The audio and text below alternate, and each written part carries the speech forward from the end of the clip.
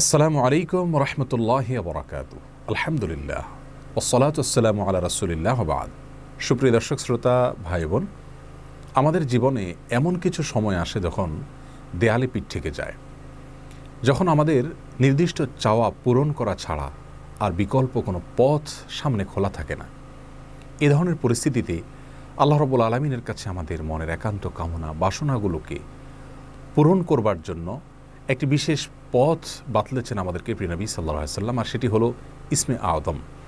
ইসমে আযম মানে হলো মহান নাম। আল্লাহ রাব্বুল আলামিনের এই ইসমে আযম তথা মহান নামের মাধ্যমে কোনো কিছু চাওয়া হলে তিনি সেটা পূরণ করেন।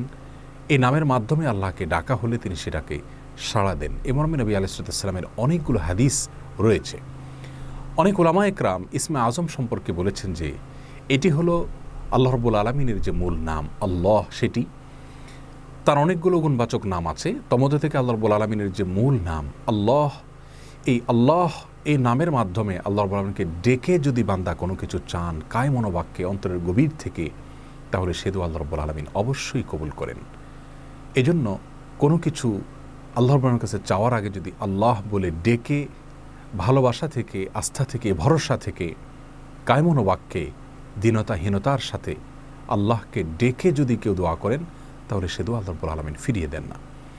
ইসমে আযম সম্পর্কে আরও নির্দিষ্ট করে আমরা নবী আলাইহিস সালামের যে হাদিসটি দেখতে পাই, সেটি তিরমিজিতে বর্ণিত হয়েছে, আরও বিভিন্ন হাদিসের কিতাবে বর্ণিত হয়েছে। সে হাদিস সম্পর্কে বিশ্ববিখ্যাত হাদিসবিদ হাফিজ ইবনে হাজার আল আসকালানী রাহিমাহুল্লাহ ফাতহুল বারীতে লিখেছেন যে ইসমে আযম সম্পর্কে সবচেয়ে বিশুদ্ধতম হাদিস হলো এটি। আর সেটি হলো এই যে বুরায়দা রাদিয়াল্লাহু আনহু বর্ণনা করেছেন, এক ব্যক্তি নামাজের মধ্যে একবার কিছু বাক্য বলে উঠলেন। নবী সাল্লাল্লাহু আলাইহি সাল্লাম তার কথাগুলো শুনলেন। তিনি বলে উঠলেন, আল্লাহুম্মা ইন্নী আসআলুকা বিআন্নী আশহাদু আন্নাকা আনতাল্লাহ লা ইলাহা ইল্লা আনত আল আহাদুস সামাদ আল্লাযী লাম ইয়ালিদ ওয়া লাম ইউলাদ ওয়া লাম ইয়াকুল লাহু কুফুয়ান আহাদ। তার মুখে এই বাক্যগুলো শুনে নবী আলাইহিস সালাম বলেছেন, নিশ্চয়ই এই লোকটি ইসমে আযম পাঠ করেছে। ইসমে আযমের মাধ্যমে আল্লাহ রাব্বুল আলামিনের কাছে কোনো কিছু চাওয়া হলে তিনি সেটা ফিরিয়ে দেন না।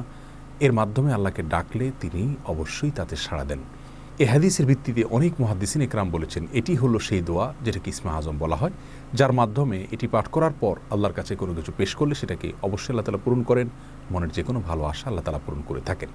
দোয়াটি আবারও বলছি, আল্লাহুম্মা ইন্নী আসআলুকা বিআন্নী আশহাদু আন্নাকা আনতাল্লাহ লা ইলাহা ইল্লা আনত আল আহাদুস সামাদ আল্লাযী লাম ইয়ালিদ ওয়া লাম ইউলাদ ওয়া লাম ইয়াকুল লাহু কুফুয়ান আহাদ। যার অর্থ হলো, হে আল্লাহ, আমি আপনার কাছে প্রার্থনা করছি এ মর্মে যে, এই জন্য যে, এই ভিত্তিতে যে আমি সাক্ষ্য দেই আপনি আল্লাহ, আপনি ছাড়া সত্যিকারের কোনো মাবুদ নেই, আপনি কারো মুখাপেক্ষী নন, আপনি একক, এবং আপনি কাউকে জন্ম দেননি, আপনাকেও কেউ জন্ম দেয়নি, এবং আপনার সমকক্ষ আর কেউ হতে পারে না।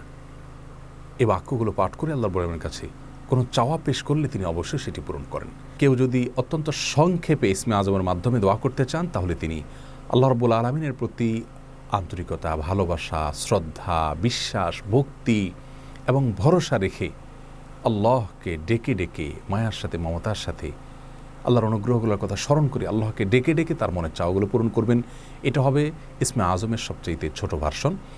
আর যদি কারোর হাতে সময় থাকে, তাহলে তিনি ইসমে আযমের যে দোয়াটি আমরা কথা বলেছি, আল্লাহুম্মা ইন্নী আসআলুকা বিআন্নী আশহাদু আন্নাকা আনতাল্লাহ লা ইলাহা ইল্লা আনত আল আহাদুস সামাদ আল্লাযী লাম ইয়ালিদ ওয়া লাম ইউলাদ ওয়া লাম ইয়াকুল লাহু কুফুয়ান আহাদ। এই দোয়াটা তিনি পাঠ করবেন, করে আল্লাহর কাছে তার চাওয়া পেশ করবেন। জীবনের কঠিন মুহূর্তগুলোতে বিশেষ করে এই ইসমে আযম পাঠ করে আল্লাহর বাবার কাছে দোয়া করব, সেটা অবশ্যই আল্লাহ তাআলা কবুল করবেন যদি দোয়ার মৌলিক শর্তগুলো আমরা পূরণ করে থাকি।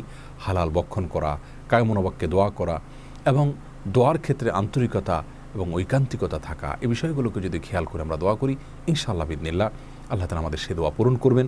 কোনো কারণে সে দোয়া যদি পূরণ হতে আমরা না দেখি, তাহলে সন্দেহাতীতভাবে আমাদের বিশ্বাস রাখতে হবে এটা পূরণ এই মুহূর্তে না হওয়ার মাঝে আমাদের জন্য কল্যাণ নিহিত আছে। আল্লাহ তাআলা এর বিনিময়ে আমাদেরকে আখিরাতে দিবেন। এছাড়াও দোয়া ইউনুসের মাধ্যমে লা ইলাহা ইল্লা আনতা সুবহানাকা ইন্নী কুনতু মিনাজ জালিমিন, এটা পাঠ করেও যদি কেউ দোয়া করেন, তার মাধ্যমে আল্লাহর বড় দোয়া কবুল করেন। এই মর্মে হাদিস বর্ণিত হয়েছে। আল্লাহ তাআলা আমাদের সবাইকে ইসমে আযমের মাধ্যমে আল্লাহর কাছে জীবনের কঠিন মুহূর্তগুলোতে দোয়া পেশ করার তৌফিক দান করুন।